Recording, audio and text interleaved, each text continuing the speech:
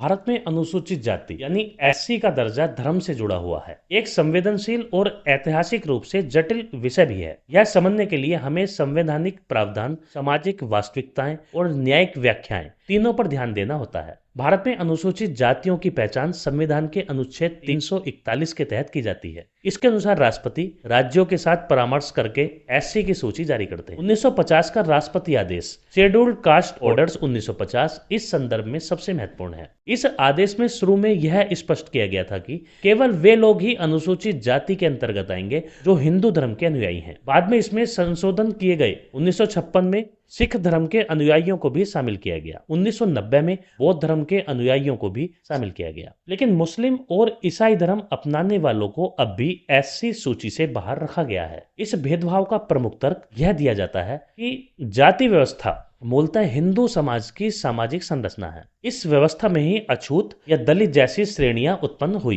इसलिए एससी का दर्जा उन समुदायों को दिया गया जो इस ऐतिहासिक सामाजिक भेदभाव के शिकार रहे हैं। सरकार और कुछ न्यायिक व्याख्याओं के अनुसार इस्लाम और ईसाई धर्म में जाति आधारित भेदभाव सिद्धांत नहीं होता। इसलिए यदि कोई व्यक्ति इन धर्मों को अपनाता है तो माना जाता है कि वह जाति आधारित भेदभाव से बाहर आ गया है। हालांकि सामाजिक वास्तविकता इस सिद्धांत से अलग है। कई अध्ययन और रिपोर्ट्स बताते हैं कि भारत में मुस्लिम और ईसाई समाज के भीतर भी जाति जैसी संरचनाएं मौजूद हैं। जैसे मुस्लिम समाज में अशरफ, अजलाफ, अर्दल जैसी श्रेणियां, ईसाई समाज में दलित ईसाई और उच्च वर्ग के ईसाई के बीच भेदभाव। इसका मतलब है कि धर्म परिवर्तन के बाद भी सामाजिक भेदभाव पूरी तरह समाप्त नहीं होता। दलित मूल के मुस्लिम और ईसाई लोग अब भी सामाजिक और आर्थिक रूप से पिछड़े रहते हैं। इस मुद्दे पर कई बार अदालतों में बहस हुई है। सुप्रीम कोर्ट ने अब तक यह कहा कि एससी का दर्जा धर्म विशेष रूप से जुड़ा है क्योंकि इसका आधार ऐतिहासिक सामाजिक भेदभाव है। लेकिन कोर्ट ने यह भी माना है कि यह एक नीतिगत यानी पॉलिसी का मामला है जिसे सरकार तय करेगी। 2004 में सुसाई versus union of India case में कोर्ट ने कहा कि ईसाई धर्म अपनाने के बाद एससी का दर्जा नहीं दिया जा सकता क्योंकि पर्याप्त प्रमाण नहीं है कि वह